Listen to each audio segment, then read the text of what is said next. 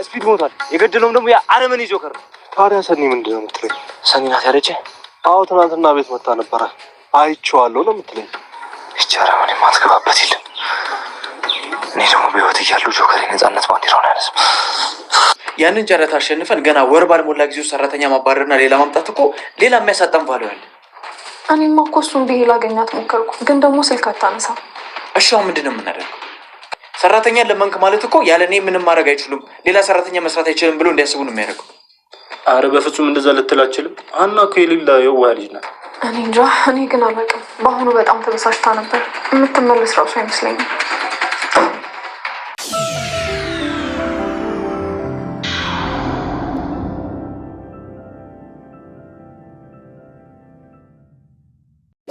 ሶቹ ጆከር መፈታት እንዳለበት እየተመካከሩ ይገኛሉ። ምንም አይነት ማስረጃ ስላላገኘንበት እዚህ ጋር ብናስረው ምንም ትርጉም የለውም። ስለዚህ ዋሱን ጠብቀንለት ቢፈታ ነው የሚሻለው በማለት ወስነዋል። እና በስራ ጉዳይ ወደ ኪራ ቤት አምርታ ነበርና በዚህ መሃል ታዲያ ኪራ በባለቤቱ ጉዳይ ተበሳጭቶ ስለነበረ ትዳሬን የበተንሽው አንቺ ነሽ በማለት በጥፊም ይመታታል። መሃል ታዲያ ወደ ቢሮም ሳትመለስ ትቀራለች። ኪራም ከቤት ስለደበረ ወደ ቢሮ ደርሼ ልምጣ በማለት በሚመጣበት ጊዜ ከቢሮ እንደቀረች ይነገረዋል። በዚህ መሃል ታዲያ ኪራ እንደገና ንዴቱ እየተባባሰበት መጣ።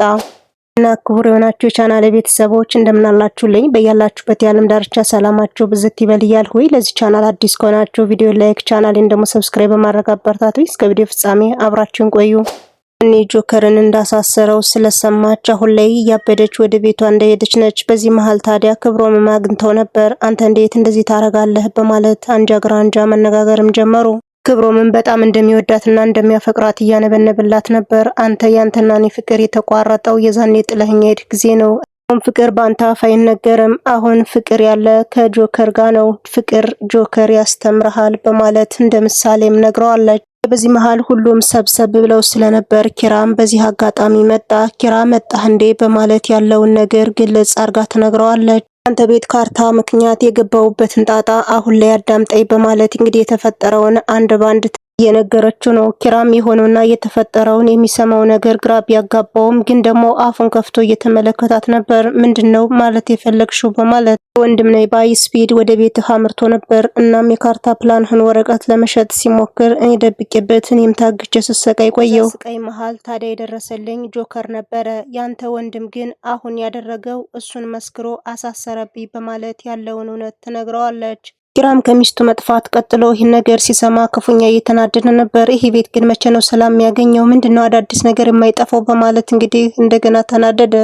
ሰኒም ያለውን እውነት ተናግራ ወደ ቤቷ ከሄደች በኋላ ነገሩን በረድ ብሎ ነበር። ክብሮም ወደ ክላስ ከገባ በኋላ እሌናም ልብስ ልውሰድ በማለት ወደ መኝታ ቤቱ ታመራለች። ግምኛ ፈርታ ስለነበረ አሁን አትፍሬኝ ነይ እስኪ አንድ ጥያቄ ልጠይቅሽ በማለት ክብሮን ጥያቄ ጠይቋት ነበር። ጆከርና ከኔ ግን ማን ነው ፍቅር የሚያውቅ የሚመስልሽ? ለሷስ የሚገባት ማን ነው በማለት ሌናም አልገባኝም ለማለት ፈልገ ነው ስትለው ለጆከር ነው ወይስ ለኔ ነው ሰኒ የምትገባው በማለት ባጭር አማርኛም ይጠይቃታል። አይ ጆከር ይሻላል በማለት ምንድነው ያልሽው ብሎም ጠይቋት ነበር። መዘዙን ስለፈራች አይ እንግዲህ እኔ አላቅም እናንተ ታውቃላችሁ፣ በዚህ ውስጥ እኔ አልገባም አይመለከተኝም በማለት ጥለውም ትወጣለች። እሱም የራሱን መላምት አስቀምጧል። ለመናገር ፈርተሽ ነው እንጂ አሁን ጆከርን እንዳልሽ እርግጠኛ ነኝ። በዛ ላይ እኔ ወንዳ ወንድ ነኝ፣ በቁንጅና መበልጣዋለሁ። ስለዚህ ለምንድነው እኔን ያልመረጠችው? ቀይ ወንድ እኮ አያስፈልግም በማለት እንግዲህ የራሱን ሲፈላሰፍም ነበር። ሳሎን ላይ ተቀምጦ ነበርና ከክብሮን ጋር ከጨረሰች በኋላ ወደ ሳሎን ማመርታ ነበርና እስኪ ቁጭ በይ የተፈጠረውን ሁሉ አንድ ባንድ አስረጅኝ አልገባኝም በማለት ኪራም ጠይቋት ነበር። ሌናም ያለውና የተፈጠረውን ነገር ተነግረዋለች። እንግዲህ አስጨናቂ ከቤታቸው እንደመጣና መቆሚያ መቀመጫ ሳጥቷት ወደ ገጠር እንደሄደች እሱንም ነግረዋለች። ለምን ታዲያ አልነገርሽኝም በማለት ይመልስላታል። እናም የዛኔ ለመናገር ጊዜ አላገኘውም ነበር፣ ብቻ ግን ካርታና ፕላኑን ከደበቅኩት በኋላ ሰኒ እንድታነሳው አድርጌ ወደ እናንተ መጣሁ። ይህም ብቻ ነው ማቀው፣ ሌላውን የተፈጠረውን በፍጹም አላቅም በማለት ያለውን እውነት ትነግረዋለች። ከዚህ ውጭ ያለውን ሂጄ ከነሰኒ ቤት ማጣራት አለብኝ ስትለው አንቺ የሞሬ ሟች ስለሆንሽ አርፈሽ ብትቀመጭ ነው የሚሻለሽ በማለት እናንተ ደግሞ ወሬን ካዳመጣችሁ በኋላ ሟች ነሽ ምትሉኝ ለምንድን ነው በማለትም ትቆጣለች። ፖሊሶቹ ስለ ጆከር ስላለው ነገር እያወሩ ይገኛሉ። አሁን ላይ ጆከር ምንም አይነት ጥፋት አላገኘንበትም፣ እንደፈጸመው ቢናገርም ግን ደግሞ አሳማኝ ምክንያት አላገኘንም፣ በዛ ላይ ሬሳው አልተገኘም፣ የዋስ መብቱን እንጠብቅለት ይላሉ። አንደኛው ፖሊስም በሀሳቡ ስለተስማማ በልበቃ ደብዳቤ ልጻፍለት፣ አንደኛ ከሀገር እንዳይወጣ የተለያዩ ነገሮችን እንዳያደርግ በእኛ ቁጥጥር ስር ውስጥ አድርገን የዋስ መብቱን እንጠብቅለት በማለት በሀሳብ ተስማምተዋል። ነገሮቹ ቢደራረቡበትም ባለቤቱን ግን በፍጹም ማስታወሱን አልተወም። በዚህ መሃል ታዲያ መኝታ ቤት ነበርና እንዴት ነው ግን ጥላኝ ሄደችው በማለት ሲያንሰላስልም ነበረ። በዚህ መሃል ሌናም ትገባለች። ባለቤቱ እንደናፈቀችውና ግን ደግሞ በነገራቸው መካከል አሁን ፍቅር ያልቃል እንዴ በማለትም ጠይቆ ነበር። በፍጹም ጽናት አንተን በጣም ትወድና ታፈቅርሃለች፣ ስለዚህ ተመልሳ ትመጣለች፣ አይዞ ኪራዬ እያለች አጽናናችሁ ነው። እሱም እንግዲህ እንደምትመጣ ተስፋ ባያደርግም ግን ደግሞ የሆነ ጭላጭል እየታየበት ይገኛል። ባለቤቴ ብትመጣስ ከዚህ በኋላ ተስማምተን ኖር ብለሽ በማለት ብቻ ስጋቱንም ነግሯታል። ከቤት ስለደበረው ወደ ቢሮም ሄዶ ነበር። በዚህ መሃል ታዲያ ኪያ እየተንከባከበችው ነው። ሀናን ብሎ እንዳይጠራ እሷ ቀደም ብላ ከቢሮ መገኘትም ጀምራለች። ቡናም ወስዳለት እኔን ያፈላሁት በማለት አስቀመሰችው። ቡናዋ ልዩ እንደሆነ ከነገራት በኋላ ስለ ባለቤቱ አውርተው ነበር። በዚህ መሃል እንዴት እንደሄደችና ስለተፈጠረው ስለሆነው ነገር ለኪያም ይነግራታል። ኪያም የቻለችውን ሁሉ እያጽናናችው ነው። ያም ነገርየውን ከሰማች በኋላ ወደ እነ ሄኖክ ሂዳም ነበር። ከስራ ገበታዋ ከሄደች በኋላ ክፉኛ ያዘነች ነው። ወንድሜ በዚህ ደረጃ አዝኖ አይቼው አላቅም።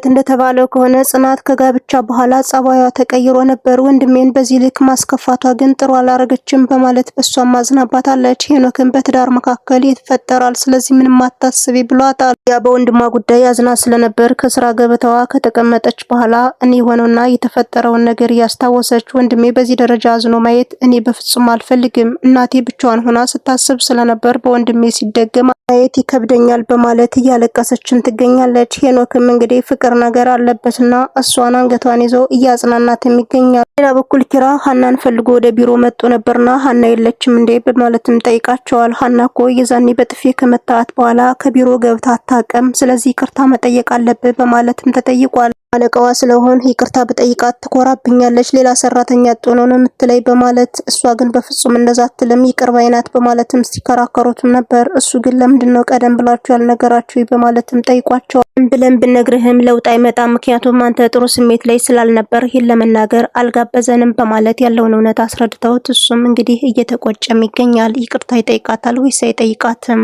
አድማጭ ተመልካች ቻናሌ ቤተሰቦች እስከ ቪዲዮ ፍጻሜ አብራችሁ ስለነበራችሁ ከልብ እያመሰገንሁ በሌላ ቪዲዮ እስከምንገናኝ መልካም ምሽት።